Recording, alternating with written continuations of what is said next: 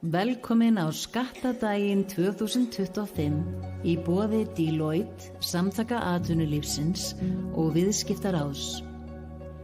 Bjóðum velkomna á svið fundarstjóra dagsins, Heiðrúnu Björk Gísladóttur, lögmann á málefnasviði Samtaka atvinnulífsins.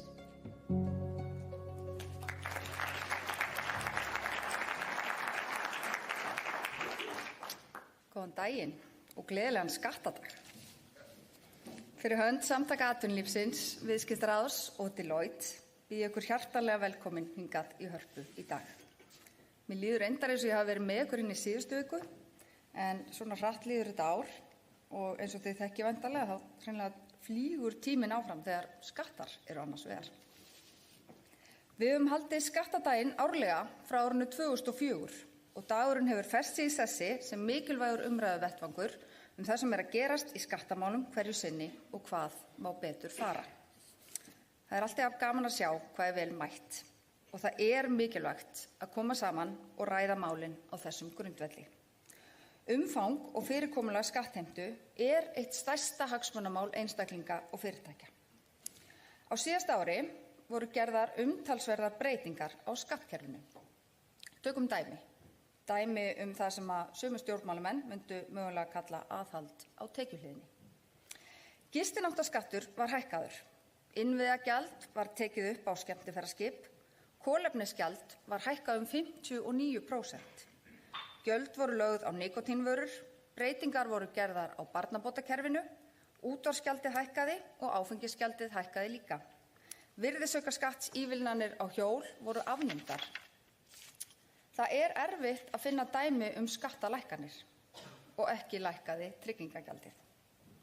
Þeir kjarasamningar sem voru undirritaðir á almenna vinnumarkaðnum í upphafi síðasta árs lögðu grunninn að minnkandi verðbólgu sem styður við áframhaldandi vaxtalækkanir. Það jákvætt.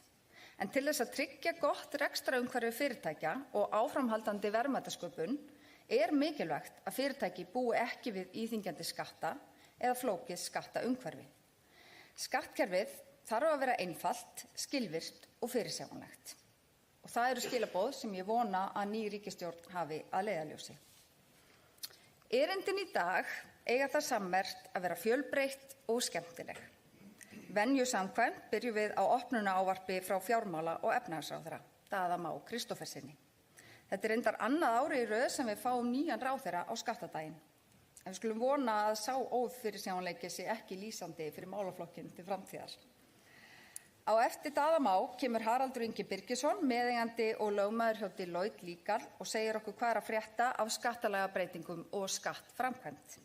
Þá mun María Guðjónsdóttir, lögfræðingur Viðskiptaráðs, flytja okkur erindi skatta á fjármagn og loks mun Ingvar Hjálmarsson, framkvæmdastjóri Nox Medical, fjalla verðmætasköpun með hugvitið að vopni. Inn á milli erinda fáum við að sjá stutt innslög með reynslusögum frumkvöðla. En okkur þá ekkert af vambúnaði. Daði Már Kristófersson, gjörðu svo vel.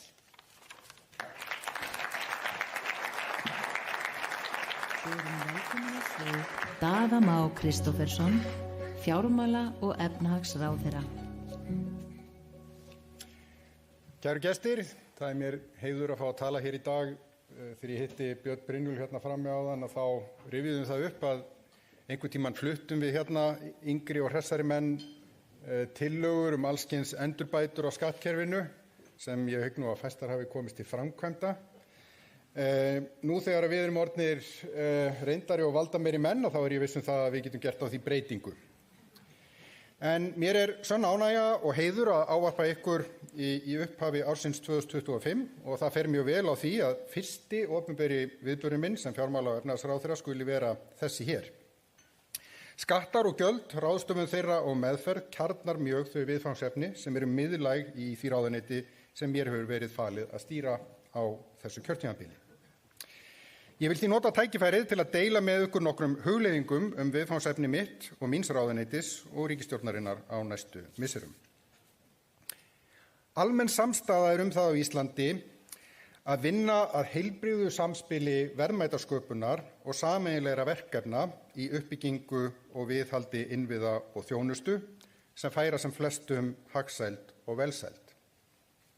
Skiptar skoðanir eru hins vegar forgangsröðun og áherslur. Í stjórnarsáttmála ríkisstjórnarinnar eru lagðar línur áherslur. Sú fyrsta snýr að ábyrgum ríkisfjármálum, að útgjöld séu ekki aukin umfram tekjur. Kröftugt arðsamt atvinnulíf sem skapar verðmæti og störf undirstaða undir sameiginleg verkefni, innviði og þjónustu. Innviðir, menntun, rannsóknir, heilbrigðisþjónusta, stjórnsýsla, löggæsla. Þessi sameiginlegu verkefni eru aftur forsenda kröftugs atvinnulífs. Farsæld á Íslandi háð því að fólk sem hér býr og þau fyrirtæki sem hér starfa geti komið góðum hugmyndum í framkvæmd og nýtt tækifærin sem hér eru til að bæta hag sinn samfélaginu öllu til heilla. Of mikið umfang sameiginlegra verkefna líklegt til þess að skerða afrakstur þeirra, of lítið umfang grefur undan tækifærin. Verkefni stjórnmálanna að finna jafnvægi.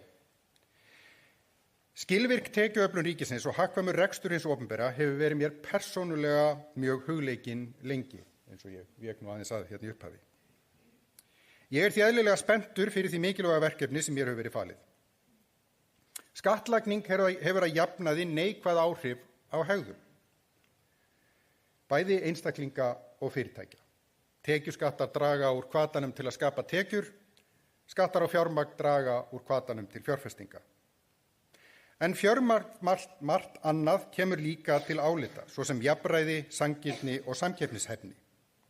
Það ekki síður mikilvægt að skattgreiðendur upplifi að þeir leggi sitt að mörkum og að farið sé með skattfé með skynsamlegum hætti því ráðstafað til verðugra verkefna. Ný ríkisstjórn hefur sett það í forgang að hagræða og auka skilvirkni í ríkisrekstri. Að mínu mati á hagræðing og endurskoðun forgangsröðunar verkefna hins opinbera að vera viðvarandi verkefni. Ég mun leggja áherslu á að vinna að því markmiði. Listi yfir það sem betur mætti fara í samfélaginu langur. Eftirspurn eftir skattfé því sem næst ótæmandi.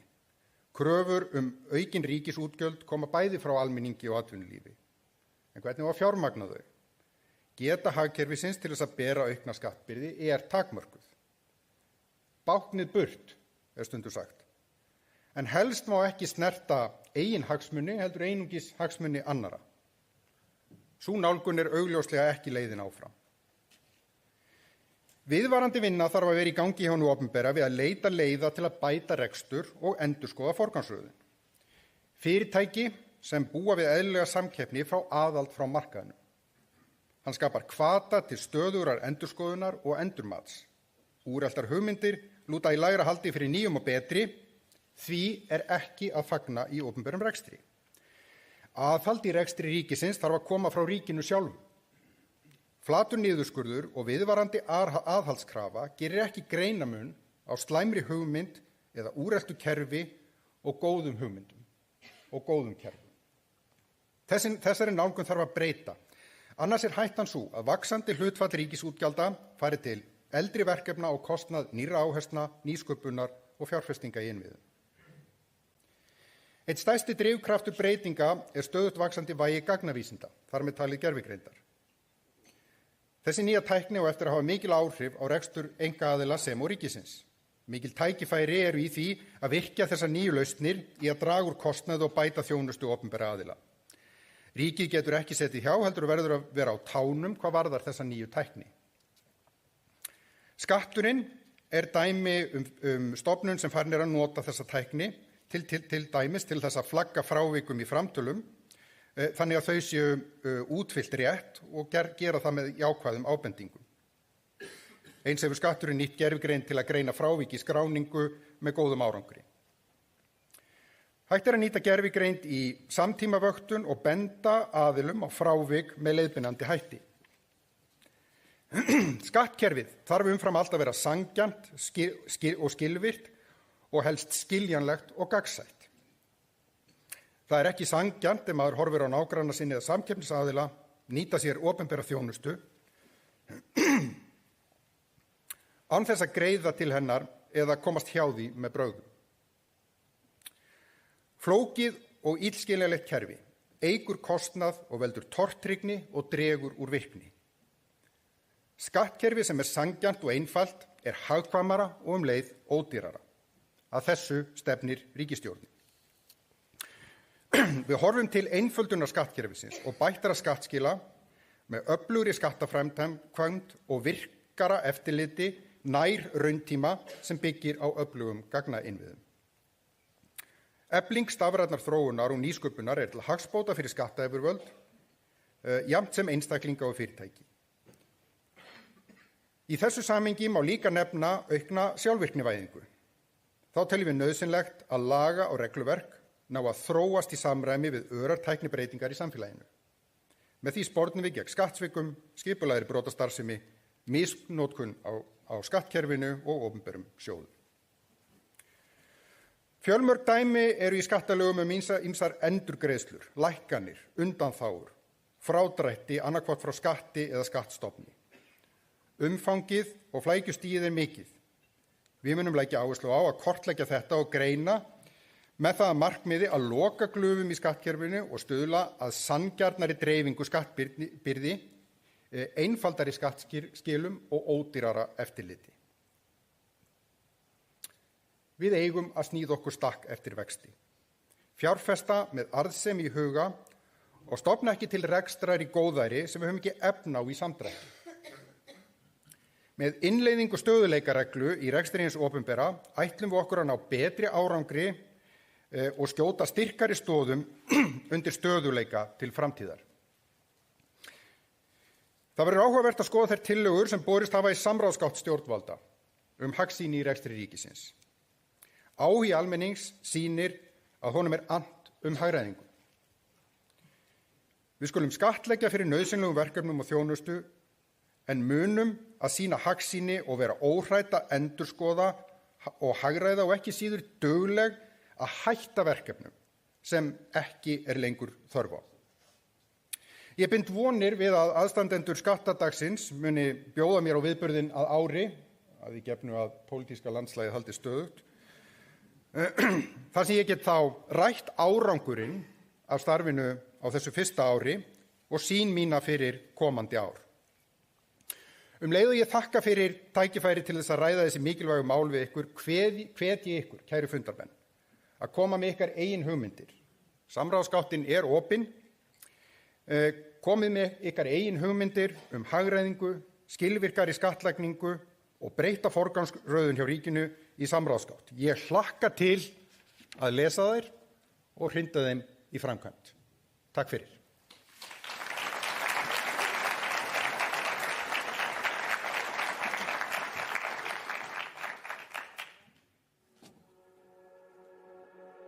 Við bjóðum upp á einstaklingsmiðað gagnadrifið námskerfi fyrir yngsta stig í grunnskólanum sem veitir þá nemendum einstaklingsmiðað námsefni í rauntíma og kennurum rauntíma yfirsýn yfir það hvar krakkarnir standa. Þannig að þau getur virkilega veitt sínum nemendum einstaklingsmiðaða kennslu eins og við viljum vera að gera. Og nú erum við til dæmis við störfum á menntatæknimarkaði sem að fæstir telja sem iðnað en samt jafn stór og töluleika iðnaður á heimsvísu. Og það var svona ákveðnar hindranir til að byrja með. Það var frekar erfitt fyrir okkur að sækja fjármagn. En út af því að við erum að horfa á það eru ákveðnir skatthvatar fyrir einstaklinga til þess að fjárfesta í nýsköpunarfyrirtækjum, þá náðum við af stað með þeim hvata. Það eru þá fjársterkir einstaklingar að koma inn með peninga inn í félög sem annars gætu ekki fjármagna sig. Sem að að skapa töluvert verðmæti fyrir Ísland. Þetta hefur verið svolítið svona innspýting fyrir sérstaklega hugverkaiðnaðinn sem svona nýrri iðnaður á Íslandi og þar leiðandi kannski minna þekktur. En út af því að skattumhverfi hér kannski ekki endilega eins og erlendis að það var erfitt fyrir okkur að leiða saman íslenska fjárfesta og erlenda fjárfesta. Eignin skattlað sem afleiða. Þannig að það skattlagt strax þótt að það sé ekki komin raunverulegt virði á fyrirtækið. Þannig að það mjög erfitt að búa til þessa samninga. Þannig að þeir stoppu við strönduðum í rauninni þarna á því að við gátum ekki farið með samsvarandi samninga og eru erlendis. Þeir virkuðu ekki fyrir íslensku fjárfestuna. Þetta bara svona standard annars staðar. Það mjög erfitt þegar að íslensku skattalögin spila ekki með í þeim leik og til við erum öll og flestu nýsköpunarfyrirtæki störfum á alþjóðamarkaði. Við þurfum að vera samkeppnishæf. Þannig við þurfum að geta gengið þá líka að samsvarandi fjármagni til þess að geta verið í samkeppni við fyrirtækin erlendis. En það sem skiptir okkur meira máli núna og ástæðan fyrir við getum haldið þróun í heim eins og við viljum gera endurgreiðsla rannsóknar og þróunar. Að geta vitað af því að við getum fengið þessa endurgreiðslu þannig að við séum að horfa á að við erum þá samkeppnishæf. Það að kostnaðurinn við þróuna hérna heima þá ekki það mikið dýrari heldur annars staðar, því annars gætum við ekki fært rök fyrir því fyrir okkar fjárfestum af hverju við heldum þróunin hérna heima. Þannig að það skiptir okkur svo miklu máli út af því að við erum íslenskt fyrirtæki, við viljum vera að reka íslenska rannsókn og þróun, við viljum að varan okkar virki bæði fyrir íslenska markaðinn og erlendis. Þá skiptir okkur svo miklu máli að geta haldið sína heima og þetta einn af leikirnum af því. Bjóðum velkomin á svið Harald Inga Birgisson, meðeiganda og lögmann hjá Deloitte Legal. Skattalagabreytingar og skattframkvæmd. Hvað að frétta?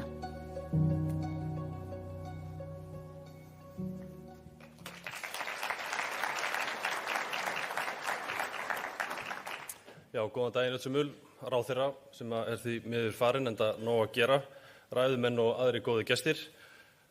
Virkilega ánægjulegt eins og alltaf að vera með ykkur hérna í dag á skattadeginum og ég var nú svona myndur á það áðan þegar ég var eitthvað að tala það að maður væri nú svona alltaf með smá fiðring í malanum að þetta væri nú bara svona eins og fjölskyldu samkoma. Þannig að við erum búin að vera að koma saman hérna í 20+ ár og þetta alltaf gaman.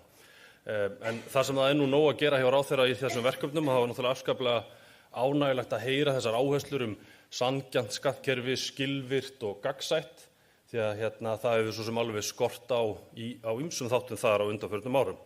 Og erum við hjá Deloitte, ég geri nú ráð fyrir að hann horfi á streymið og eftir auðvitað búin til þess að aðstoða ráðuneytið með það allt saman.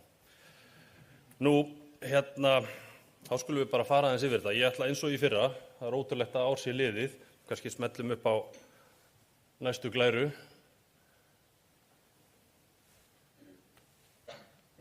Það ekki? Já, ótrúlegt að ár sé liðið eins og Heiðrún kom inn á áðan og við öll eldumst auðvitað bara eins og góð vín. Ég sá nú að myndina mér er orðin þessu gömul, þannig að við þurfum eitthvað aðeins að fara að kippa því í liðin. En ég ætla að fara yfir þessar helstu skattalega þær eru þó nokkrar en ég minni auðvitað á skattabæklingin okkar sem er á vefnum hjá okkur og fara síðan aðeins yfir örfá atriði úr skattframkvæmdinni sem að fræðimenn í það minnsta myndu kalla áhugaverðar. Þannig að vindum okkur bara í þessar skattalagabreytingar. Þannig að hoppum yfir 2 glærur. Ég er með flettarann, já þetta er bara hérna. Við ætlum að byrja á öllu því sem öllum finnst langskemmtilegast, það er virðisaukaskatturinn. En það er gríðarlega mikilvægt að hafa í huga, sérstaklega fyrir þau fyrirtæki sem er að veita þjónustu til erlendra aðila, að breyting varð í júní í fyrra á lögum virðisaukaskatt, þar sem hinn svokallaða fjarlægðarregla var að fullu innleidd. Hún felur það í sér að þegar er að ræða viðskipti milli landa að þá skuli í raun og veru þjónustan vera skattlögð þar sem endanleg neysla og nýting hennar fer fram sem er í ríki þjónustu kaupanda og er þá salan undanþegin vaskildri veltu hjá þjónustu veitanda eða í því ríki. Hér áður vorum við alltaf einhvern veginn að reyna að velta fyrir okkur hvort að þjónustan hefði verið seld frá Íslandi. Í dag er þetta miklu einfaldara. Er þjónustu kaupandinn atvinnufyrirtæki? Er hann erlendur, þá er þetta undanþegin velta. Það er eins og þannig að það eru nokkrir þjónustu þættir sem eru undanþegnir í þessu. Ég hendi þeim hann upp á glærun og ætla svo sem ekki að fara yfir þá sérstaklega að öðru leyti en að nefna að þetta varðar einkum fasteignir, gistingu, veitingastarfsemi og annað sem er raunverulega nýtt hér á landi þó að kaupandinn sé vissulega erlendur. En ég ætla í ljósi þessa ráðherrar óska eftir tillögum og þá skulum við bara koma með tillögu og reyna að leggja okkur fram með það að ítreka mikilvægi þess að virðisaukaskattslögin verði tekin til heildar endurskoðunar. Þau eru frá maí, held ég, örugglega, 1988 sem er samkvæmt Vísindavefnum ári og 2 mánuðum áður en að Ísland tengdist internetinu.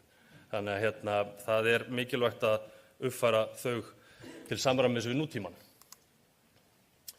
Nú, talandi rannsóknir og þróun og það er kannski þemað hér í dag að bandormurinn svokallaði hafði að geyma þó nokkrar breytingar á þessari ívilnun, þessum skattafrádrætti. Hann var fyrst kynntur til sögunar árið 2010 og hefur tekið þó nokkrum breytingum, sér í lagi kannski fjárhæðir og frádráttar hlutföll, en nú fengum við að sjá svona breytingar varðandi framkvæmdina kannski fyrst og fremst. Nú í fyrsta lagi þá var það þannig að upphaflega stóð til að draga hámark kostnaðarins saman, lækka það úr 1100 milljónum, en líka að draga úr hlutfallinu, það er að segja hérna einlegu frádráttar hlutfalli. Efnahags- og viðskiptanefnd sem betur fer sneri frá þeim plönum og ég vona að ráðuneytið ætli ekki að endurvekja þær tillögur á komandi þingi. En það er hins vegar þannig að hámarkið núna nær til allra tengdra aðila og tengdra aðila til einföldunar eru innan samstæðna, þannig að það er alveg viðbúið að einhver félög hér heima sem eru hluti af samstæðu og eru með algjörlega ólík og aðskild og þ-verkefni muni svolítið líða fyrir það að frádrátturinn á við bæði, eða það er að segja hámarkið. Síðan erum við að sjá það líka núna að það er komin takmörk á framlengingu verkefna. Fyrirkomulagið er í grunninn þannig að það er sótt fyrir ný verkefni í október og síðan er sótt framlengingu þar sem að þau iðulega teygjast yfir fleiri en 1 ár fyrir 1. apríl. Nú er eingöngu heimilt að framlengja þessu 3 sinnum, en þó þannig að aðilar geta sótt nýtt verkefni og grundvelli eldra verkefnis ef þeir sýna fram á áfangamarkmiðum hafi verið náð. Þetta hljómar allt rosalega lógískt, en það er auðvitað þannig að þessi verkefni, rannsóknar- og þróunarverkefni, þau auðvitað ganga sjaldnast upp eins og plönin gera ráð fyrir. Það er svolítið í eðli þeirra. Þannig að það verður áhugavert að sjá hvernig Rannís meðhöndlar það hvað varðar kröfur á að sýna áfangamarkmiðum hafi verið náð. Kannski í þriðja lagi að þá er nýmæli að Rannís getur núna afturkallað sínar staðfestingar. Ég veit að fulltrúar þeirra eru hérna í salnum í dag og það verður áhugavert að sjá hvernig þau beita þessu. Upphaflega þá var þetta tiltölulega óljós heimild, að mínu mati í það minnsta, en er núna bundin við það að rangar eða villandi upplýsingar hafi verið gefnar. Algjörlega lógískt, enda viljum við auðvitað ekki að fyrirtæki séu að villa fyrir og fá einhverja frádrætti eða skatt úr fjármagn úr sameiginlegum sjóðum okkar. Það er hins vegar auðvitað alltaf þannig að þetta getur verið mjög matskennt. Þessar umsóknir eru langar, það eru gerðar kröfur miklar upplýsingar, þannig að hvað er mögulega villandi? Þá aftur eftir að koma í ljós hvernig Rannís horfir á það, en það er að mínum mati verulegur ágalli á þessu fyrirkomulagi að ákvarðanir Rannís eru endanlegur á stjórnsýslustigi, þannig að eina leiðin er að fara í mál við ríkið. Og sér í lagi kannski núna þar sem að ríkisskattstjóri er heimilt að leggja sérstakt álag ofan á leiðréttan frádrátt, að þá er þetta svolítið bagaleg staða sem að fyrirtæki eru í. Og ég veit til þess að þó nokkur sendu inn ábendingar þetta í samráðsgáttin annars vegar og síðan fyrir þingið hins vegar, enda er þetta gríðarlega mikilvægt tól eins og ég gerir ráð fyrir að Ingvar komi meðal annars inn á eftir og þið heyrið hér í innsljónum fyrir þessi félög bæði að fá lánsfjármagn og að ná sér í fjárfesta. Nú, kannski að lokum að þá er það þessi reglugerðardrög og það er þannig að umhverfið er sjaldnast einfalt. Það er alltaf eitthvað að koma upp, það eru löggjöf, það er fyrirhuguð löggjöf, það eru frumvörp, það eru ákvarðanir, það eru úrskurðir og síðan eru reglugerðir. Og þessi reglugerð með minnir var samþykkt 22. desember og hún hefur geyma ýmsar breytingar á þessum reglum og ég ætla að kalla það breytingar því að þar á meðal er kveðið á að erlendir styrkir frá opinberum aðilum erlendis falli undir hámarkið. Og það er auðvitað þannig að eins og þegar við séð í fjölmiðlum að það færist í aukan að íslensk fyrirtæki fái tiltölulega stóra styrki erlendis frá opinberum aðilum, þannig að það mun aftur kannski hafa þau áhrif að fleiri og fleiri íslensk félög fá lægri skattfrádrátt eða jafnvel engan. Og síðan er reglugerðin í raun og veru líka að þrengja skilgreininguna á þróun og þar er þetta þannig að nú þurfa breytingar á vörum og þjónustu að fela í sér í grundvallaratriðum verulega þróun nýrrar þekkingar og færni. Ég veit ekki með ykkur en ég veit ekki alveg hvað felst í þessu. Þannig að það verður fróðlegt að sjá hvernig Rannís á eftir að útfæra þetta allt saman og gerir nú ráð fyrir að það reyna þess á framkvæmdina þar. En ég ítreka að það er mikilvægt fyrir öll félög sem eru í rannsóknar- og þróunarstarfsemi og með staðfest verkefni hjá Rannís að kynna sér vel þessar breytingar. Nú hafa farið aðeins yfir örstutt áðan í innleiki Heiðrúnar varðandi gistináttaskattinn og innviðagjaldið, þannig að ég ætlaði nú staldra við tvo aðra þætti. Það er annars vegar almannaheillafélög og það er hins vegar mánaðarskil í vaski, svo við förum aftur í þetta skemmtilega topic sem að virðisaukaskatturinn er. Almannaheillafélögin það búið að þrengja örlítið svona, hvað ég segja, heimild þeirra til annars konar atvinnureksturs eða til tekjuöflunar. Og ætlunin var þar að auka skýrleika og draga úr því hættun og því að þau félög stunduðu umfangsmikinn atvinnurekstur. Það hefur verulega aukist, ef þið kíkið á listan hjá RSK, félög sem skráður á almannaheillaskrá, þarna eru meðal íþróttafélög og björgunarsveitur og aðrir góðir. En það má svona búast við því að einhver af þessum félögum fái fyrirspurnir á næstunni og verði mögulega afskráð, en þó ekki þau sem ég nefndi þarna áðan, svona ef við horfum á skýringarnar í greinargerð laganna. Nú, gistináttaskatturinn eins og komið var inn á, þetta var hækkað, breyttist aðeins með skemmtiferðaskip í innanlandssiglingum og síðan var það innviðagjaldið á erlenda, það er að segja skip í millilandasiglingum og rökin eru í raun og veru þau að þessi skip, þessi rekstraraðilar greiða takmarkaða skatta til Íslands og njóta tollfrelsis. Þannig að tilgangurinn er að jafna samkeppnisstöðu. Hvað varðar vatnsbreytingarnar, þá er kannski núna mikilvægt að hafa í huga. Mánaðarskil, þetta hljómar tæknilegt, þetta hljómar ekkert sérlega spennandi, en þetta er þó þannig að það er verið að víkka út heimild ríkisskattstjóra til þess að skikka ákveðin fyrirtæki í mánaðarskil á virðisaukaskatti, til þess að gera þeim kleift að hafa betra og skilvirkara, meira rauntíma eftirlit með þessum aðilum. Þetta í raun og veru gilti áður einstaklinga sem hefðu orðið gjaldþrota eða félög sem voru með eigendur, framkvæmdastjóra eða stjórnarmenn sem hefðu orðið gjaldþrota á næstliðnum 5 árum. Nú þarf einstaklingurinn sjálfur ekki að hafa orðið gjaldþrota, heldur nægir hann hafi verið í ábyrgðarstöðum sem ég nefndi áðan og að sama skapi eru öll félög með einstaklinga sem hafa mögulega verið í ábyrgðarstöðum hjá fyrirtækjum sem hafa orðið gjaldþrota, nú þurfa þau líka að fara í mánaðarskil. Þannig að breytingin þarna er liður í að tækla þið svokallaða kennitöluflakk og útfararstjóra. Þannig að þá á hann reyna að ná raunverulegum eigundum þessara fyrirtækja. Nú, það var komið þess inn á tóbaksgjaldið, eða ekki tóbaksgjaldið nikótínskattinn á nikótínpúðar, afréttur og áfyllingar sem af einhverjum ástæðum fékk miklu meiri umfjöllun heldur en allt hitt þegar þetta var til umræðu, en það sýnir svona áhuga Íslendinga á skattamálum kannski. Annað sem vert er að hafa í huga, tekjuskattur fyrirtækja lækkaði, hann var settur á hækkaður 1% fyrir rekstrarárið 24, tímabundið, það gekk tilbaka, klálega svona efni til þess að gleðjast yfir því. Hlutabréfakaup hafa komið og það sá ég í innslaginu hérna áðan. Það var þannig að einstaklingum var heimilt að draga ákveðið hlutfall af fjárhæð sem fjárfest var í litlum fyrirtækjum í vexti frá tekjuskattsstofni. Þessi heimild var ekki framlengd, þannig að í raun og veru náðum til 24 og þó álagningar 25 og ágætt kannski að ráðuneyti skoði það hvort að það sé ekki rétt að endurvekja þessa heimild. Skattmatið, við fórum yfir það hérna í fyrra, það voru gerðar ótrúlega mikla breytingar, töluverðar breytingar á því, það sem meðal annars var verið að herja á bankakortin, bankakort sem voru gefin í jólagjöf til starfsfólks fyrirtækja væru ekki eins og gjafakort, þau væru alltaf skattskyld. Nú er búið að víkka þetta út, þannig að kort sem að fást skipt fyrir peninga, ekki bara bankakort, þau eru skattskyld. Þau eru ekki, þið skulle ekki vera að gefa þau í jólagjafir. Þannig að og svo er alltaf spurningin hvort að svona hvenær þetta endar.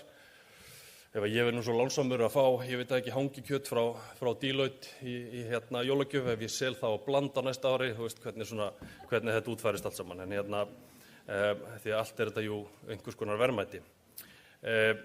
Viðurgjörningar, hámarkið hækkað 10.000 krónur. Þessir viðurgjörningar, þetta er raun og veru allt sem er gert fyrir starfsfólk, er þá hámarkið 185.000 núna. Þá má svo sem alltaf deilum það hversu hátt þetta á að vera, en ég held að það sé nú alveg óhætt að segja að það eru ansi mörg fyrirtæki sem að fara vel yfir þetta hámark, svona af því að þau eru alltaf að reyna að gera vel við sitt starfsfólk. Og svo að lokum Ísland.is, ég ætla ekki að staldra við þetta, en það er mjög mikilvægt að forsvarsmenn fyrirtækja fylgist vel með pósthólfinu og Ísland.is því að allar ákvarðanir, úrskurðir og bréf og annað frá skattinum verða birt þar framvegis. Nú, það eru 2 frumvörp sem að ég og mun fleiri höfum saknað og það er kannski eitthvað svona í þessu ljósið sem að ráðherra var að fara yfir áðan, hvernig má einhvern veginn nýta skattkerfið til þess að hvetja en ekki bara letja. Og í þessu þá kannski í fyrsta lagi má nefna frumvarp sem er búið að leggja fram að ég held 2 sinnum, í mars í fyrra og í október og svo út af dollu að þá gerðist ekki neitt. En þetta frumvarp hefur að geyma í raun og veru 2 megin efnisþætti. Í fyrsta lagi það þannig að það var afnema, eða það var lagt til að afnema skattlagningu á hagnað erlendra aðila á sölu hlutabréfa hér á landi og svo var það hin svokallaða 10 ára regla varðandi nýtingu yfirfæranlegs taps. Í báðum tilvikum að þá Ísland í raun alveg eitt á báti. Við erum svona, eins og oft með svona ákveðna sérreglur sem að koma fjárfestingum í þessu tilfelli ekkert sérstaklega vel. Þannig að okkar mati að þá er gríðarlega mikilvægt að ráðherra taki það upp á sína arma að keyra þetta mál áfram og sérstaklega kannski ef við horfum á þessi 10 ára mörk og svona í ljósi þeirra áherslna í dag varðandi rannsóknir og þróun, þá það auðvitað þannig að þetta margra ára verkefni að fara í slíkar fjárfestingar. Þannig að 10 árin eru bara, eru engan veginn að duga. Það hefur við séð margoft. Nú síðan það boðað frumvarp lágmarksskattlagningu fjölþjóðlegra fyrirtækja. Það þannig að OECD-löndin hafa verið að breyta reglunum hjá sér og Evrópuþjóðirnar allar þá til þess að innleiða þennan svokallaða lágmarksskatt sem í daglegu tali kallað svona Pillar 2. Þetta á eingöngu við fjölþjóðlega samstæður með yfir 750 milljónir evra í veltu og þó að þær séu kannski ansi fáar á Íslandi, að þá á þetta líka við dótturfélög slíkra samstæðna á Íslandi. Þetta virkilega flókið regluverk og við erum ekki búin að sjá neitt frumvarp, við vitum ekki hvernig það verður útfært og þetta svona dæmi óvissu sem bara almennt óholl og svona hvetjum við þá ráðuneyti til þess að taka þetta mál líka áfram og klára það. Nú þá það skattframkvæmdin og þar eru nokkur atriði sem að mig langaði aðeins að fara yfir. Í fyrsta lagi þá það sem að mig langar svona að kalla sem einhvers konar álagsútgerð. Það að segja við erum að sjá í auknum mæli að skattyfirvöld að taka ákvarðanir, að úrskurða svo virðist sem þeim eina tilgangi að sækja álag og dráttarvexti sem að svona í mínum huga kemur illa saman við áherslunum rétta skatta. Og ég með 3 dæmi þarna upp á glærunni. Það fyrsta varðar í raun og veru bara tilfærslur. Það verið að færa innskatt á milli vasknúmera. Það engin skuld, það allt borgað, allt eins og það á að vera. En við tilfærsluna að þá á einhverjum ástæðum að þá lagt til, eða þá í raun og veru úrskurðað, að þessir aðilar þurfa að borga álag og dráttarvexti ofan á þá fjárhæðir sem eru færðar á milli. Ég finnst þetta ekki ganga upp að einu leyti. Nú við sjáum líka tilvik þar sem að ríkisskattstjóri að hafa skoðanir á því, og bara fínt að hann hafi skoðanir á ýmsu, hvar kostnaður að vera innan samstæðna. Hvort að einn aðili að bera kostnaðin eða einhver annar. Ágætis ábending. En það hins vegar þannig að þó að annar aðilinn hefði rukkað hinn aðilann innan samstæðna, allt samskattað, þá hefði það engin áhrif á tekjur ríkissjóðs. Þetta núllast út í samsköttum. En það verið að leggja á álag og dráttarvexti. Nú þriðja dæmið þarna uppi snýr að úrskurði frá árinu 2022 hjá yfirskattanefnd, þar sem að svona óljós réttarframkvæmd var skýrð og fallist var á að fella niður álag og dráttarvexti í því tilfelli. Fullkomlega lógísk nálgun, óljós réttarframkvæmd, skattaðalarnir gátu svo sem ekkert gert sér grein fyrir því að þeir væru mögulega að gera eitthvað vitlaust, þannig að af hverju að vera hegna þeim að óþörfu. Við erum hins vegar að sjá sambærileg mál vera að dúkka upp núna, það að segja sem að varða sambærilega þætti sem eru þarna uppi og þau mál varða fyrri ár fyrir 2022, þar sem að réttarframkvæmdin var vissulega óljós, en það samt verið að leggja á álag og dráttarvexti. Þannig að hérna svona að mínu mati, mínu persónulega mati, hér svona eftirlits- og aðhaldshlutverk skattyfirvalda komið út fyrir eðlileg mörk. Nú bifreiðarhlunnindi, þau ykkar sem eru hér inni og eru að hlusta sem eru með bifreiðarhlunnindi og eru eigendur eða framkvæmdastjórar fyrirtækja. Það mjög mikilvægt að þið farið aðeins yfir hvernig þeim málum háttað hjá ykkur, því að það ekkert gefið eftir í þeim efnum. Og við höfum verið að sjá ansi mörg verkefni, eða ansi mörg mál og marga úrskurði sem varða þessi hlunnindi og kannski sérstaklega í ferðaþjónustu og í landbúnaði og bílar sem eru sér útbúnir til þess að flytja fólk upp á hálendi eða þaðan af meira og nema hvaða skattaðilinn getur ekki sannað með gögnum að hann hafi ekki mögulega notað eða haft umráð yfir þessari bifreið á þeim árum sem eru þar undir. Og það er svona þetta klassíska, hvernig sannar maður eitthvað sem gerðist ekki? Það algjörlega ómögulegt. Þannig að það mikilvægt að hafa þetta í huga og síðan það málshraðareglan og það auðvitað þannig að hún ekkert ný fyrir síðastliðna 12 mánuði. Við höfum oft áður komið inn á þetta og margir aðrir. Það hins vegar allt og mörg dæmi það en þá að mál liggi allt og lengi, mánuðum saman jafnvel, hjá skattyfirvöldum á meðan að skattaðilar fá allt og knappan frest til þess að bregðast við. Og það auðvitað bara grundvallaratriði að skattaðilar fái að njóta andmælaréttarins og grundvallaratriði auðvitað skattyfirvöld rannsaki mál réttum hætti og leitist við að upplýsa alla anga þess. En skýrustu dæminu þetta eru alltaf svona korter í jól. Það voru eldri mál að fyrnast, það koma fyrirhugaðar boðanir frá skattyfirvöldum svona í lok nóvember, jafnvel byrjun desember og það verður að klára málið. Annars fyrnist elsta árið. Og þá þurfa skattaðilarnir, þá fá kannski 10 daga, 14 daga í mesta lagi til þess að grípa til varna. Þannig að málshraðareglan einhvern veginn, hún farin að hegna skattaðilunum allt of mikið. Og svona stundum hefur maður þá tilfinningun einhvern veginn að drög að úrskurði séu klár. En ég vona að svo sé alls ekki. En hér þarf að gera virkilega bragarbót á og vona ég að það svona falli undir þessa áherslu ráðherra á skilvirkni í skattareglunum og framkvæmdinni. Nú, að lokum, og veit ekki hver ég stend í tíma, en þá langar mig að nefna að öll öðru meði og það eru leiðbeiningar ríkisskattstjóra skattlagningu eða skattskyldu íþróttastarfsemi sem að sýna það auðvitað að skatturinn einhvern veginn teygir sig til allra anga samfélagsins. Og það þannig að íþróttafélög á Íslandi eru nú knúin áfram að mörgu miklu leyti af sjálfboðavinnu, fólki eins og ykkur sem tekur að sér eftir vinnu og helgar að sinna einhverjum flokkum fyrir börnin sín. En þetta mjög áhugaverður bæklingur sem var gefin út, eða leiðbeiningar öllu heldur, í febrúar í fyrra og fór ekkert allt of hátt. Þarna ríkisskattstjóri að fara og bara með mjög fínum hætti yfir ýmsa þætti, virðisaukaskatt í rekstri íþróttafélaga, tekjuskatt sem og skattskyldu leikmanna og þjálfara. Og það kannski það sem langaði aðeins að varpa hér ljósa á. En ríkisskattstjóri ítrekar auðvitað greiðslu til leikmanna og þjálfara eins og bónusar fyrir unna leiki og fleira í þeim dúr. Þetta sé allt staðgreiðsluskyld.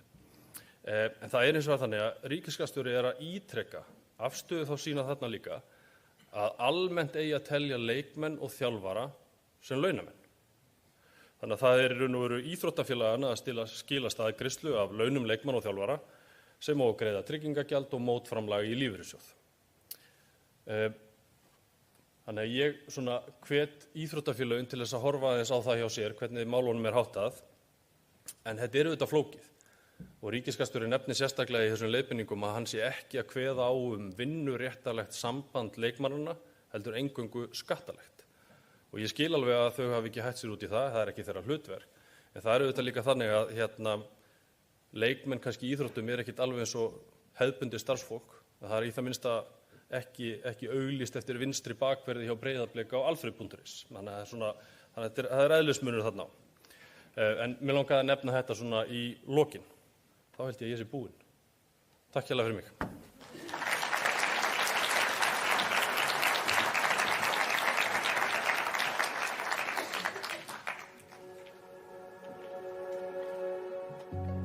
Gersilica þess að tæknifyrirtæki en okkar alstarfsemi felst í því að taka kísil úr jarðhitavatni við jarðvarmavirkjanir. Núna erum við með starfsstöð á Hellisheiði og við tökum þar kísilinn úr jarðhitavatninu. En þetta framúrskarandi tækni sem þekkist hvergi annars staðar á heimsvísu og við erum eina fyrirtæki sem gerir þetta, framleiðir kísil á svona náttúrulegan hátt. Það sem hefur kannski hjálpað að það orðin svona aukin vitund og stuðningur við nýsköpunarverkefni og það hefur hjálpað og styrkt stöðu sprotafyrirtækja á íslensku markaði. Það getur líka verið erfitt og skattkerfið gerir oft erfitt fyrir og sérstaklega á þessum fyrstu 5 árum þar sem nýsköpunarþróun að eiga sér stað, en þá koma oft athugasemdir frá RSK og það mikil vinna fyrir fyrirtæki að safna saman gögnum og setja allt saman til þess að sanna að þarna sé nýsköpunarþróun í gangi. Til að bæta stöðuna myndum við kannski leggja til að væri meiri fyrirsjáanleiki í þessu umhverfi að það væri svona ákveðin vissa með kostnað, endurgreiðslur og allt þetta og að það væri kannski styttri biðtími milli útlagskostnaðar og þá endurgreiðslunar. Það myndi styrkja stöðu nýsköpunarfyrirtækja og sprotafyrirtækja og gera þeim auðveldara fyrir og kannski leyfa þeim þá að einbeita sig meira að rannsókn og þróun og því sem þau gera best.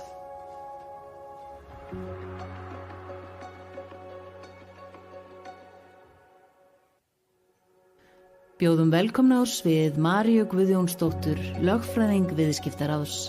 Aðgát skal höfð í nærveru fjármagns.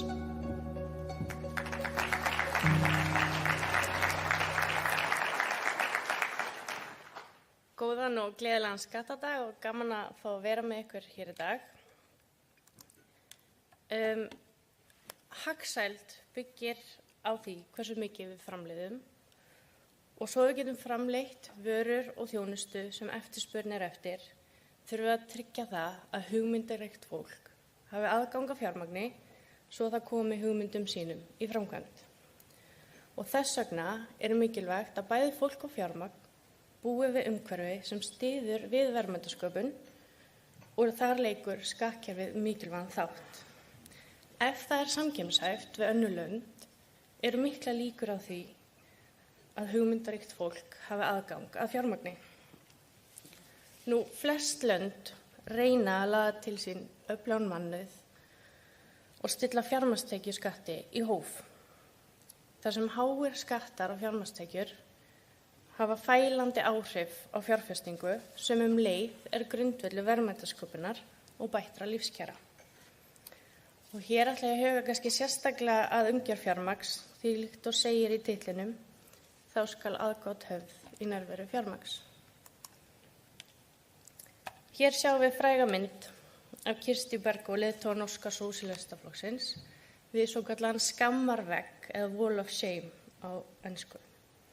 En flokkurinn kom upp þessum vegg til að smána fjárfesta sem höfðu yfirgefið Noreg vegna hárra skatta á óinnleystan hagnað. Einn þeirra sem yfirgaf landið en endaði á veggnum er Fredrik Haga, en hann var stofnandi nýsköpunarfyrirtækis sem hann hafði byggt upp frá grunni og jafnvel ekki þegið laun fyrir, en gerði það að einn af fyrstu einhyrningum Noregs. En svo mætir honum allt í einu himinháskattar á óinnleystan hagnað sem að hann segir að sé margfalt á við árslaunina hans og á samskapi gat hann ekki leyst fjármagn út úr fyrirtækinu út af hlutafar hafi komið inn með forgangsrétt í hlutabréf. Þannig að hann neyddist til að yfirgefa Noreg. Þannig að Norðmenn hafa kannski svo sannarlega fengið að kynnast því að fjármagn er vissulega kvikur skattstofn.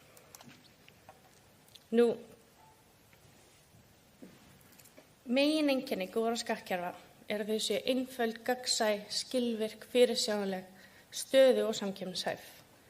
En þau eru líka oft mjög flókin fyrirbæri og tyrfin. Og kannski til þess að átta okkur aðeins á kerfinu þurfum við aðeins að skoða skóginn í heild til að byrja með. Eins og Halli kom inn á hérna áðan, þá eru talsverðar hömlur á erlenda fjárfestingu á Íslandi. Af OECD-löndunum eru aðeins Nýja-Sjáland og Mexíkó tortryggnarríkar erlendra fjárfestingar en við hér á Íslandi. Við erum líka langt frá OECD-meðaltalinu og hinum Norðurlöndunum. Þetta í raun og veru gerir íslenskum fyrirtækjum mjög erfitt fyrir að sækja sér fjármagn erlendis sem er nauðsynlegt svo þau geti vaxið. Reglulega er rætt að hækka fjármagnstekjuskatt og færa nær því sem við þekkjast á hinum Norðurlöndunum. Skattstofninn er reyndar ekki sá sami og kerfin er ekki samræmd og það gilda mismunandi reglur skattprósentur, frádráttarliði og töluvert og þá er svo erfitt að bera saman. Það sem þau eiga hins vegar sameiginlegt er að þau skattleggja nafnávöxtun en ekki raunávöxtun. En eins og þið sjáu hér, þá er í raun og veru að jafnaði hærri skattlagning á verðbólgu en raunávöxtun á Íslandi. Og þrátt fyrir að skattprósentan hér á fjármagnstekjuskatt sé lægri en á hinum Norðurlöndunum, er raunskattlagning mjög áþekk því sem þekkjast á hinum Norðurlöndunum. Við rekum svo líka lestina þegar kemur að tvísköttunarsamningum. Einn af þeim þáttum sem dregur okkur mjög mikið niður samkeppnishæfni skattkerfa nákvæmlega þessi liður og við erum með fæsta tvísköttunarsamninga Evrópuríkja innan OECD en tvísköttunarsamningar leiða meðal annars til þess að draga úr tvísköttun, uppræta skattaendranir og auðvelda viðskipti og fjárfestingar yfir landamæri. Og nú við aðeins farið yfir skóginn og þá kannski fínt að fara aðeins dýpra og skoða einstaka brotalamir og kvista. Eðli máls samkvæmt get ég ekki farið yfir hvern einasta kvist skógarins í þessu erindi, en ég ætla að reyna að taka hérna nokkur dæmi skattlagningu fjármagns sem þarfnast endurskoðunar. Það grunnhugsun í kerfinu okkar að félög geti fjárfest sín á milli og sé aðeins skattlög þegar eigendur þeirra innleysa hagnað til sín. Það svo við séum ekki að takmarka fjármagn á meðan fyrirtækin eru búa til verðmæti. Verðbréfamarkaðir gegna hérna mikilvægu hlutverki og virkni á markaði hefur mikil áhrif á hagvöxt í landinu.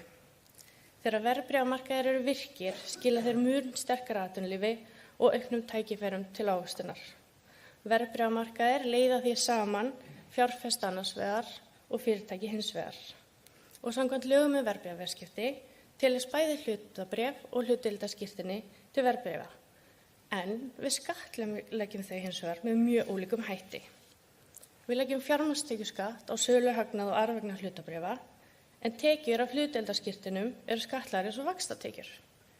Þetta þýðir að fjárfesting félaga í sjóðum skattlögð með allt öðrum hætti en fjárfesting félaga í hlutabréfum, jafnvel þó að sjóðurinn fjárfesti einungis í hlutabréfum. Millileiðalaus fjárfesting í hlutabréfum gengur bara vel fyrir sig og fjármagni fær að flæða á milli og ekki skattlagt fyrr en eigandi leysir til sinn hagnað. En fjárfesting í gegnum verðbréfasjóð felur að einhver leyti í sér tvöfalda skattlagningu, annars vegar að því það skattlagt óháð því hvort hagnaður hafi innleystur á hverju einasta ári og svo skattur hagnað við innlausn hlutdeildarskírteinis. Og við teljum mjög mikilvægt að breyta þessu. Og með því að horfa í gegnum verðbréfasjóði fjárfestingur milli félaga væri hægt að tryggja sambarlega skattframkvæmd á fjárfestingum í hlutabréfum og sjóðum, sem ætti þá leið að leiða til aukinnar fjárfesting í hlutabréfum og áhættudreifingar og sérhæfingar þegar kemur að miðlum fjármagns í gegnum sjóði.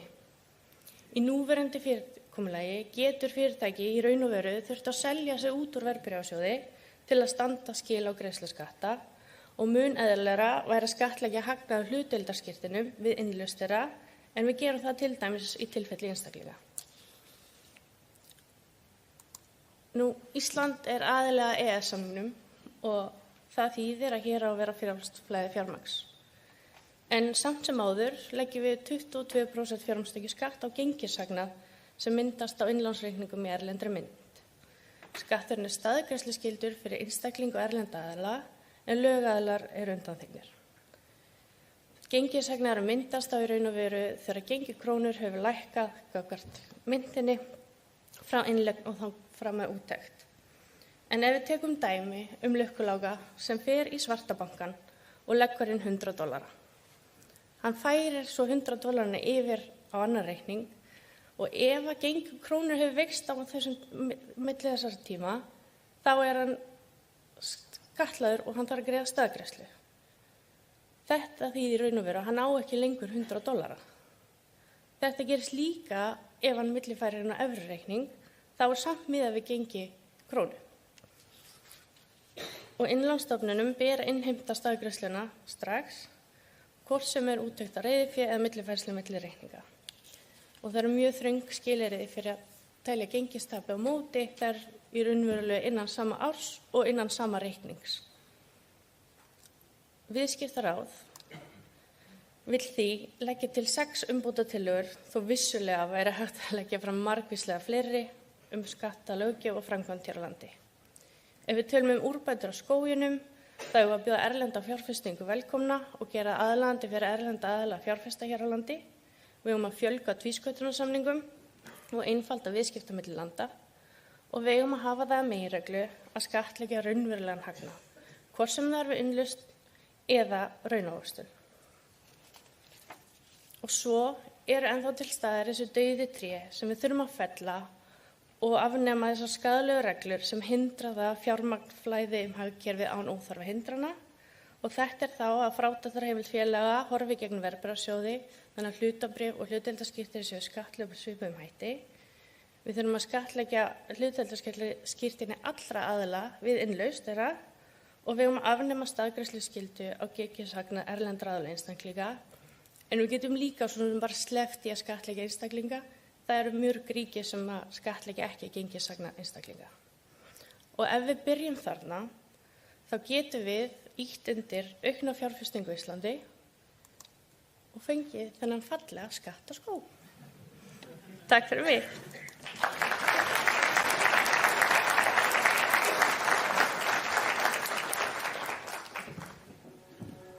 Bjóðum velkomin á svið Ingvar Hjálmarsson, framkvæmdastjóra Nox Medical, verðmætasköpun með hugvitið að vopni.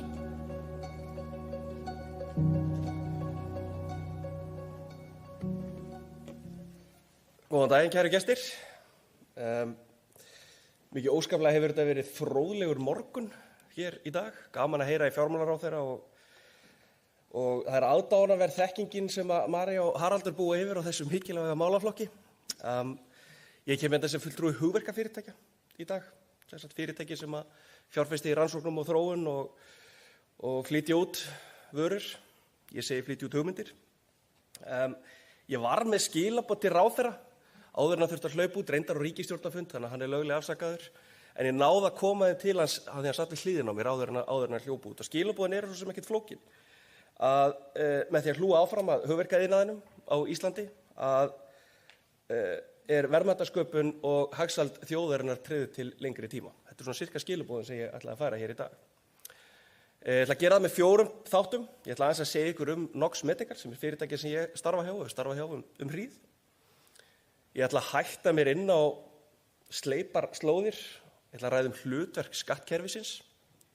Svo að því ég sögu áhuga maður, þá ætla ég aðeins að fara í söguna líka, en svo að sjálfsögðu verðum við að horfa til framtíðar. Má kannski nýta með því að fjármálaráðherra var sammála mér. Það var mjög skemmtilegt að heyra. Hann var mjög sammála mér hversu mikilvægt það var að hlúa áfram að hugverkaiðnaðinum á Íslandi. Förum aðeins inn í Nox. Við erum í svefnbransanum.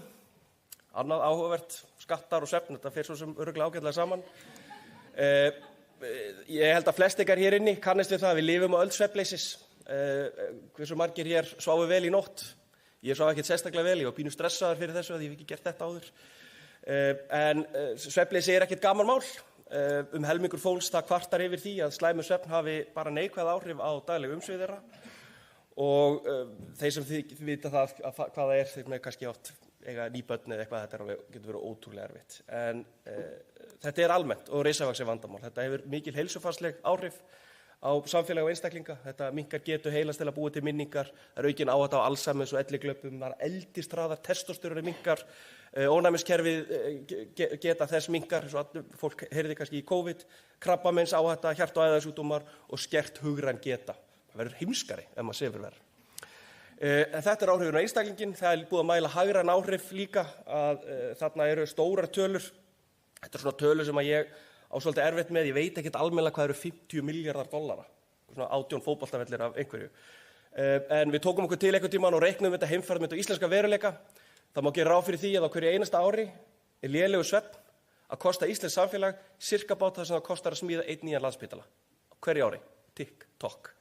Þannig að þetta er samfélagskostnaður, mikill samfélagskostnaður og risavaxið tækifæri þarna framöndan. Hvað er Nox að gera í þessu? Við þróum og framleiðum lækningatæki. Þetta eru háþróaði skynjarar, þetta eru skýjatengt mælitæki, þetta er gervigreind og hugbúnaður sem við framleiðum, þróum hér á Íslandi, látum framleiða í Kína, flytjum þetta inn og seljum út allan heim, 50 löndum. Sagan er verðlaunum skrýtt við fyrirtækið stofnað 2006, þetta er 18 ára gamalt fyrirtæki. 2009 koma fyrstu vörurnar út, þökk sé fjárfestingu í upphafi frá englum og góðu rannýst og tækniþróunar sjóðar umhverfi. Fyrstu vörurnar koma út og fyrirtæki skila hagnaði. Uppbygging alþjóðlegs dreifinets byrjar.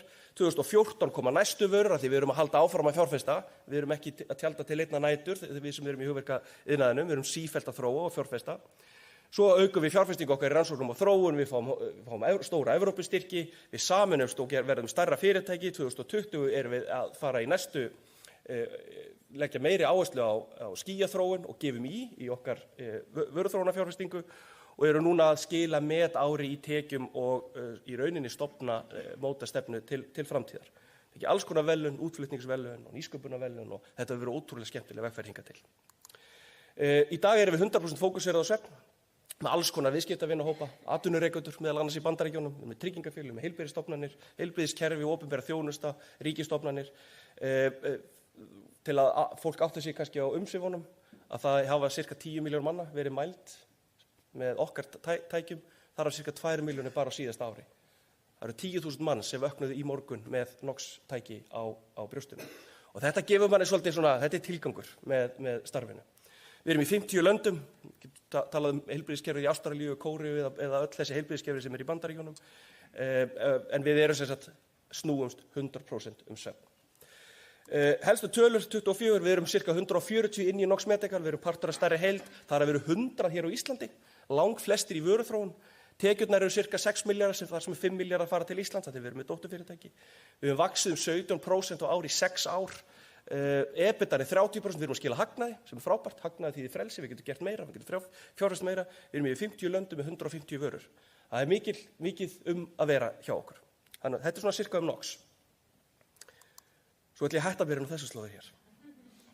Ég er tölvunarfræðingur og kemur úr Keflavík, þannig að ég vissi ekki alveg hvað ég átti að gera. Þannig að hvað gerir maður núna? Björgvin Ingi sem vinnur hjá Deloitte, hann er nú búinn að kenna mér ýmislegt að maður á að spyrja gervigreindina þegar maður er ekki viss. Þannig að ég spurði gervigreindina og þetta var svarið. Hvert er hlutverk skattkerfis? Nú, það er að sjálfsögðu tekjuöflun fyrir ríkið. Það getur verið endurdreifing tekna eða jöfnuður. Nú, þetta getur verið efnahagsstjórntæki eða implementara pólísíu hjá stjórnvöldum. Stundum vilja stjórnvöld að maður borði minni sykur, þá er eitthvað skattlagt, og stundum vilja stjórnvöld að maður fjárfesti í einhverju umhverfisdóti og þá er það búið til. En stjórnvöld á Íslandi hingað til síðustu svona 15 árin hafa verið mjög hliðholl fyrir því að fyrirtæki fjárfesti í rannsóknum og þróun og komum betur að því. Það er búið að ræða hér að gott skattkerfi þarf að vera skilvirkt, en lykilpunkturinn hér, þess að gervigreindin skilaði, samkeppnishæfni þjóðar. Gott skattkerfi er mikilvægt tæki til þess að auka samkeppnishæfni þjóðar í verðmætasköpun. Og við leikum okkur meira með gervigreindina, glöggi taka eftir, ég teiknaði ekki þessa mynd sjálfur. Þetta er gervigreindin, ég baði að teikna mynd af íslenska skattkerfinu. Þannig eru regnbogarnir hérna Maríu, íslenski fáninn, eldfjöll og fossar, en svo sjáum við þarna tilraun gervigreindarinnar að tala innovation og innovative business og innovative environment. Þetta kemur út úr gervigreindinni. En í rauninni skattkerfið er svo gríðast úr butta með mörgum hólfum. Að bara ríkið safnar einhverju peningum, svo er það að reyna að skipta út þessum peningum og setja eitthvað annað, eins og fjármálaráðherra talaði áðan. Það er endalaus beiðni að seilast í skattpenningana, en enda dagsins þá er skattkerfið nýtt til þess að fá fólk og fyrirtæki, hvetja þau til að gera alls konar sem að ríkið ákveður að sé gott fyrir land og þjóð. Þannig að þetta er mikilvægt svona tæki í að útfæra stefnu stjórnvalda.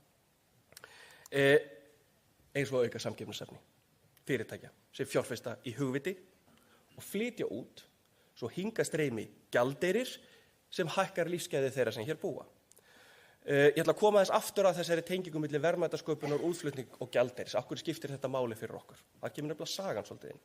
Hvernig eru þessar skattaívilnanir, hvernig eru þessi hvatar hjá fyrirtækjum í hugverkaiðnaði til þess að fjárfesta í verðmætasköpun? Þetta er til að bæta samkeppnisstöðuna. Þetta virkar sem sagt þannig að fyrirtæki geta fengið endurgreitt hlutfall af launakostnaði og smá af öðrum beinum kostnaði við rannsóknar og þróunarverkefni. Og það er náttúrulega bara brjáluð fyrirtæki sem er að fjárfesta í rannsóknum og þróun, vegna þess að þetta er svo ótrúlega áhættusamt. Þú veist ekkert hvort það komi eitthvað út úr þessu. Hlutfallið 35% fyrir lítið fyrirtæki, 25% fyrir stór fyrirtæki, það er hámarksupphæð í þessu sem þýðir það að verkefni geta hámarki til þess að fara ekki út fyrir þetta orðið að 1,1 milljarður að stærð. Hver er ávinningurinn af þessu? Jú, fyrirtækin sjálf bera aðeins minni áhættu af þessum brjáluðu hugmyndum sínum að fjárfesta í rannsóknum og þróun. Fyrirtækin auka samkeppnishæfni sína með því að geta fjárfest meira heldur en ella. Og þannig komið vörum fyrr á markað, fengið meiri tekjur fyrr í kassan. Líkurnar aukast á erlendum samstarfsverkefnum og fjárfestingum, þannig að við getum fengið meira fjármagn inn í stór verkefni. Þetta eykur þekkingu, skapar störf með háa framleiðni og lífskjörin okkar allra, þau ráðast nákvæmlega þessu, aukinni framleiðni og útflutningi. Nú komum við þessi í sögun. Af hverju var þetta sett á? Þetta kerfi sem er ekki búið að vera mjög lengi, en ég held að það sé búið að vera nógu lengi, þannig að fólk er kannski aðeins búið að gleyma því. Og þá skulum við bakka aðeins tilbaka. Sorry, ég veit þetta er ömurleg mynd, allir muni eftir þessu, en ég verð aðeins að koma þangað af því að við þurfum að fara allar leið í hröðinni til að muna okkur á af hverju þetta var sett á. Ástæðurnar voru þessar að þáverandi stjórnvöld settu á fót kerfi til að hvetja fyrirtæki til fjárfestinga í rannsóknum og þróun. Eftir hrun þá þurfti þjóðin svolítið að horfa inn á við og finna leiðir til þess að viðhalda lífsgæðum okkar. Við þurftum sem sagt á einhverju öðru að halda og einhverju muna eftir umræðum hvað á þetta eitthvað annað að vera. Við erum sem sagt komin á það stig og nú vitum við sirka hvað þetta annað á að vera. Þannig þurftum við að halda lífsgæðum okkar og þetta eitthvað annað þurfti að koma úr einhverju öðru heldur en náttúruauðlindum eða fjármálagjörningum. Þá var þetta fjármálaráðherra mælti fyrir þessu frumvarpi og það naut þverpólitísks stuðnings. Vinnir að þá hefur verið vinstri stjórn við stjórnvölinn, en síðan þá hefur verið hægri stjórn og þið pólitíska litróf hafa all verið sammála það að þarna liggur framtíð Íslands. Þetta er frábært. Þetta sýnir samtakamátt íslensku þjóðarinnar. Þannig að síðasta áratug hafa flesti stjórnmálaflokkar stutt af alúð við þetta mál og mjög margt hefur gerst. En það kom meira til. Árið 2012 tók einhver Íslendingar reyndar með Kinsey sig til og gaf út fræga skýrslu, það var gefið út 2012 eða 2013, sem sýndi fram á það að til að viðhalda auknum hagvexti og velferð þjóðarinnar, þá þurfti að leggja enn meiri áherslu á það sem kallaðist þar international business, við köllum hugverkaiðnaðinn í dag. Í kjölfari var samráðshópur stofnaður og uppfærð skýrsla gefin út af Viðskiptaráði 2016 til að meta áhrifin sem voru þó nokkur. Og frá 2009 hafa stjórnvöld haft þá skýru stefnu að hlúa að þessum iðnaði með ýmsum ívilnunum og hvötum og öðrum aðgerðum. Og ég heyrði þá fjármálaráðherra hérna áðan að nýja ríkisstjórnin ætlar sér svo sannarlega að halda áfram þessum stuðningi. Enda ærin ástæða til. Á þessum árum er hugverkaiðnaðurinn sannarlega orðin til. Þetta er orðin fjórða stoðin í íslensku efnahagslífi með einbeittum aðgerðum sem miða því að stórauka útflutningu hugvits. Það var 13 stórar aðgerðir verið framkvæmdar frá því að áherslu breyttust hjá stjórnvöldum á þessum árum. Samtöku iðnaðarins, viðskiptaráð, hugverkaráð, fyrirtæki sjálf og ekki síst ráðandi ríkisstjórn hvers tíma hafa í rauninni lagst á eitt. Byggjum upp blómlegan hugverkaiðnað á Íslandi til heilla. Þessar aðgerðir, ég ætla ekki að telja þær allar, en þetta eru skattalegi hvatar til fjárfestinga í rannsóknum og þróun, aðgerðir til að auka fjármagn í sjóðaumhverfinu og ýmislegt annar sem hefur verið partur af þessari skýru stefnu stjórnvalda. Og hvað hefur gerst? Þetta er fjórða stoðin. Í ár verður metár í útflutningi á hugverkum. Hugverkaiðnaðurinn í dag er sirka á pari við sjávarútveginn. Þetta hefur verið óhugsandi fyrir ekki svo mörgum árum síðan. Afraksturinn er til fyrirmyndar. Við höfum flutt hugmyndir út fyrir meira heldur 300 milljarða á síðasta ári og aftur 300 milljarðar. Ég veit ekki alveg hvað þetta er mikið. Þetta eru svo stórar tölur. En þetta er tvöföldun á 5 ára. Þetta er 14% af heildar útflutningsverðmætum landsins. Þetta eru tölur frá samtökum iðnaðarins. Þarna undir, þetta er svona liturinn á þetta. Þetta er fjölbreyttur iðnaður. Þetta er lyfjaframleiðsla, þetta er líf- og heilbrigðistækni, þetta er fjarskipti og gagnaver, þetta er upplýsingatækni, tölvuleikjagerð, önnur hátækni. Þetta er iðnaður sem er ekki endilega háður hverjum öðrum. Og hvað er meira? Hvað hefur gerst? Nú fyrirtækin sjálf, þau hafa látið knéfylgja kviði. Við höfum fjárfest meira og meira og meira í rannsóknum og þróun. Munið það er bara klikku fyrirtæki sem fjárfest í rannsóknum og þróun. Þú veist ekki hvort þú fáir ekki út úr þessu. Þannig að fyrirtæki svara kallinu og ég vil sérstaklega taka fram hérna að þessar fjárfestingar eru ólíkar öðrum fjárfestingum sem oft er talað þegar mikið liggur við. Fjárfestingar í hugverkum eða rannsóknum og þróun, þetta snýst ekki að kaupa steypu frá Danmörku eða sement eða steipustyrtarját frá Hvíta-Rússlandi. Í lang flestum tilfellum snýst þetta að ráða fólk, verkfræðinga, tæknifólk, vísindamenn, forritara til þess að smíða eitthvað sem þarf ekki á náttúruauðlindum að halda. Þetta er fjárfesting í fólki og þekkingu. Ég ætla aðeins að tvíklikka hérna inn í Nox Medical til að sýna ykkur hvað við gerðum. Nox Medical, við höfum sannarlega nýtt okkur þessar ívilnanir og hvað hefur gerst? Við erum í leiðandi stöðu á heimsvísu í okkar bransa. Þegar hámörk og hlutföll hækka, og þetta hefur gerst til dæmis síðast 2020, þá gefum við í. Við fjárfestum í, við ráðum fólk til þess að koma okkar vörum fyrir á markað. Og við 2020 gerðum við nákvæmlega þetta í staðan fyrir að senda fólk heim á hlutabótaleiðinni. Pétur Már sem var forveri minn, framkvæmdastjóri, situr hérna í salnum, keyrði mjög fast á þetta. Og hvað gerist? Við erum að uppskera núna, 3-4 ára síðar. Vörurnar eru að koma á bandinu og við erum að selja þetta og erum komin í algjörlega leiðandi stöðu. Ekki bara okkar fyrirtæki til heilla, líka starfsfólksins okkar og landsins þar sem við erum skráði. Nær alla tekjur okkar eru útflutningi og við viljum geta gert miklu meira. Hérna eru tölur sem að Pétur Már hefur haldið vel utanum.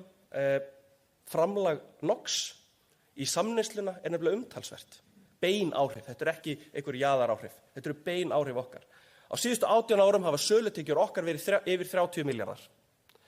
Á þeim tíma hefur framlag NOx til hins opinbera verið 5,7 milljarðar. Hvernig er það reiknað? Tekjuskattar á greidd laun, tryggingagjald, tekjuskattar af hagnaði NOx Medical og fjármagnstekjur þegar söluhagnaði hlutabréfa þegar víxlunin á sér stað. Þetta eru bein áhrif. Framlag hins opinbera á sama tíma hafa verið smá að styrkjum hérna í upphafi en svo hefur þetta verið ívilnanir og hvatar til skatta til rannsóknar og þróunar, 2,2 milljarðar. Þannig að netto framlag á þessu tíma eru 3,5 milljarðar, bara okkar eina fyrirtæki. 2022 var sérstaklega áhugavert af því það átti sér stað ákveðin fjármálagjörningur og svona einhver hlutabréf skipt hendur, þannig að þá kom fjármagnstekjuskattur, hsöluhagnaður af hlutabréfa, þannig að sporið okkar það ár var 1 milljarður, bein áhrif. 1 milljarður aftur, ég veit ekki alveg hvað það er mikið, en ég get sagt ykkur það, 1 milljarður það sem kostar það að reka þetta ágæta hús hér á hverju einasta ári. Þannig að gjöra svo vel, 22 var í okkar boði. Ef við tökum stærri bita eins og Keresis að þá getið þið bara ímyndað ykkur virðið sem innleysist þegar einhyrningar verða til. Þetta fyrir vaxandi. Við erum bara rétt að byrja. Örlítið tilbaka, hér er mynd, þessi ungi drengur sem sjá þetta myndinni, þetta er faðir minn. Þessi myndi tekið cirka 1955, hann er fæddur 1950, þetta er stuttu eftir seinni heimsstyrjöldina, aftur fólk er fljótt að gleyma, þess vegna er gott að horfa í söguna. Það er aðeins ein kynslóð, þess vegna er með mynd af pabba mínum, hann er enn á lífi kallinn. Það er ein kynslóð síðan að Ísland var eitt fátækasta land Evrópu, stutt eftir seinni heimsstyrjöld. Ísland var allt annað þá heldur en það er í dag. Í dag er landið eitt af ríkasta. Landsmenn virðast hafa það gott upp til hópa. Hvað gerðist? Íslendingum bar svo gæfa til að átta sig á því að með verðmætasköpun og útflutningi myndu lífskjör þjóðarinnar batna. Ísland er því útflutningsdrifið hagkerfi og þetta þarf að hafa í huga þegar skattkerfi eru hönnuð. Verðmætasköpunin þá byggðist fyrst á þeim auðlindum sem fyrir lágu, fiskurinn í sjónum, orkan, vatnið, orkan í jörðinni, svo seinna meir þá komu ferðamennirnir að því einhver vildi koma og borga fyrir það að skoða fossa og fjöll. En stjórnvöld, fyrirtæki og landsmenn unnu öll saman að því að tryggja hér umhverfi til verðmætasköpunar og svo flytja mætti þessi verðmæti úr landi. Þannig komst Ísland úr fátækt. Þannig bættust lífskjör okkar allra á aðeins tæpum 80 árum. 80 ára er ekki langur tími, enda berum við mikla virðingu fyrir auðlindum landsins. Nú, af hverju er útflutningur svona mikilvægur? Nú, gjaldeyristekjur koma inn. Við nýtum þær til að fjármagna innflutning á vörum. Aukin verðmætasköpun með útflutningi leiðir til meiri atvinnu og hærri launa sem styrkir kaupmátt almennings. Nú, þannig fær ríki meira inn til sín og ríki getur þar að leiða til fjárfestaðis meira, þannig virkar þessi kapall. Fjölbreyttur útflutningur eykur stöðuleika og fjölbreytni og sterkur útflutningur skila sér í sterkara gengi krónunar. Þannig bætast lífskjör almennings. Mig langar að tengja þetta saman. Og Seðlabankinn hefur skrifað það að meðal annars að útflutningur hefur verið helsti drifkrafturinn í efnahagsbatanum síðastliðin 15 ár. Og þess vegna, eins og ég var mynd af föður mínum hér í áðan, þá er ég með mynd af börnunum mínum hérna, þessu forréttinda pésum sem þau eru. Við þurfum að horfa til framtíðar eins og þau gera hérna þessari mynd. Við þurfum að líta á hugverkastöðuna sem lykilinn að framtíð þjóðarinnar, vegferðinnar. Á tíma einnar kynslóðar breyttist gjörsamlega allt. Ég get viðurkennt það fúslega hér að ég á eiginlega bara erfitt með að ímynda mér hvað getur breyst á líftíma þessara barna sem standa þarna á þessari mynd. Ég er nokkuð viss um það að það er skýr sýn og útfærsla á góðu umhverfi fyrir hugverkaiðnaðinn sem mun tryggja það að framtíðin sé gríðarlega björt. Þannig að leiðin að 1000 milljörðunum, við erum í cirka 300 milljörður núna, leiðin að 1000 milljörðunum ætti að vera nokkuð straight forward, eins og þau segja. Ég sé fyrir mér á næstu 5-10 árum, þá verða kannski 100 fyrirtæki eins og NOx Medical. Það er fínt ef að þar innan verða einhver konar einhyrningar eins og Keresis, en það þarf ekki endilega. Við erum að koma úr stærsta hugverkaári Íslandssögunnar, það er tvöföldun útflutningstekna. Þetta er sú grein sem vex hvað hraðast. Verðmætasköpunin þar er almennt meiri heldur gengur og gerist í öðrum greinum. Framleiðnin er hærri. Framleiðin og lífskjör og útflutningur haldast í hendur til þess að bæta lífskjörun okkar. Þarna eru stærstu tækifærin, engin spurning, skerpum sýnina, nýtum skattkerfi til áframhaldandi hvata, til fjárfestinga. Það þarf að þétta aðeins í götin og festum gott kerfi í sessi til frambúðar. Við þurfum að hugsa stærra. Takk fyrir mig.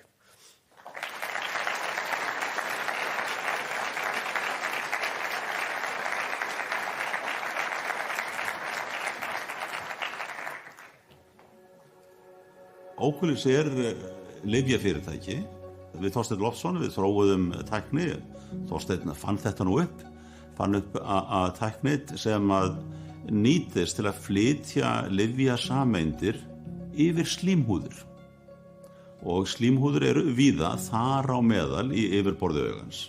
Við fundum það snemma út að þessi tækni nýttist mjög vel til að flytja lyf inn í augað betur en hægt var. Hún gerir það að verkum að við getum flutt lyf sem við setjum sem augndropa í augað inn í afturhluta augans, inn í sjónhimnuna. Og þetta skiptir svo miklu máli vegna þess að flestir sjúkdómar sem valda sjónskerðingu og blindu í okkar heimshluta eru sjónhimnu sjúkdómar. Og það er mjög mikilvægt í baráttunni gegn blindu. Já, þetta hefur breyst gríðarlega mikið á þessum 40-50 árum sem ég hef verið í þessum bransa. Og þegar ég var að byrja, og það gildi nefnilega bæði á Íslandi og líka einhverju marki í Bandaríkjunum, þá var það að vera að breyta vísindum í nýsköpun, breyta því í viðskipti, græða á vísindarannsóknum, það var bara ekkert í tísku. Það þótti ekkert sérstaklega fínt.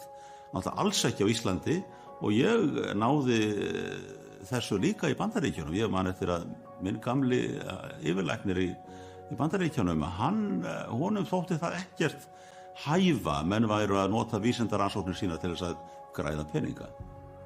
Þetta átti síðan eftir að breytast og þetta er að breytast kannski svona þegar að nálgast aldamótin. Þá breytist í raun og veru andinn í samfélaginu. Að fólk skynjar það betur að vísindaransóknir að til þess að það nýtist almenningi og nýtist öllum, þá verða þær að komast inn í viðskiptalegt ferli og sama tíma fer umgjörðin að batna.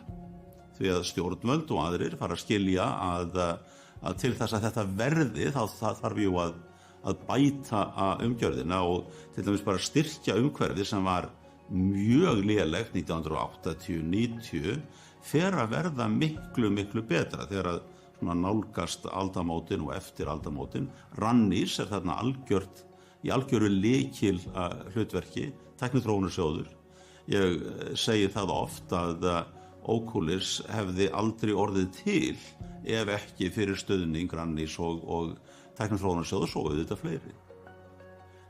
Síðan gerist það seinna þegar að svona fyrirtækið þegar því fer að vaksa fiskur hrygg og þá komum við inn í sem sagt önnur stuðningskerfi ríkisins, til dæmis skattaafsláttur vegna þróunarstarfa.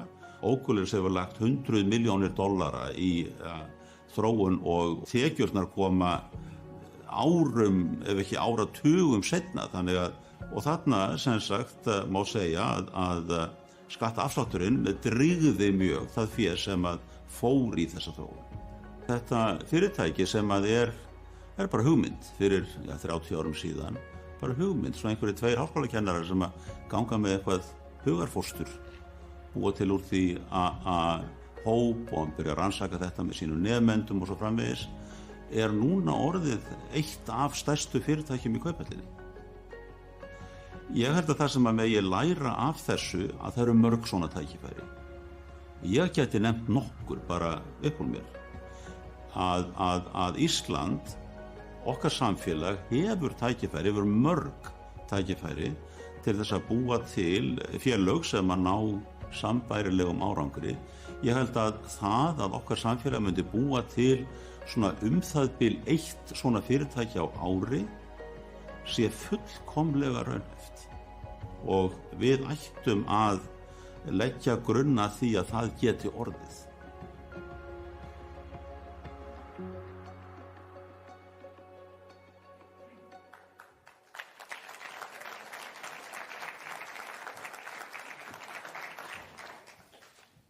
enn flýgur tíminn og við erum komin að leiðarlokum í dag. Þetta er búið að vera fróðlegt, áhugavert, en umfram allt skemmtilegt. Ég veit ekki með ykkur, en ég er allavega mjög innblásin eftir fyrirlesturinn hans Ingvars. En ég vona líka að erindin í dag hafi opnað augu okkar allra fyrir því sem betur má fara. En fyrir hönd Samtaka atvinnulífsins, Viðskiptaráðs og Deloitte þakka ykkur kærlega fyrir komuna hérna í dag og við sjáumst að ári.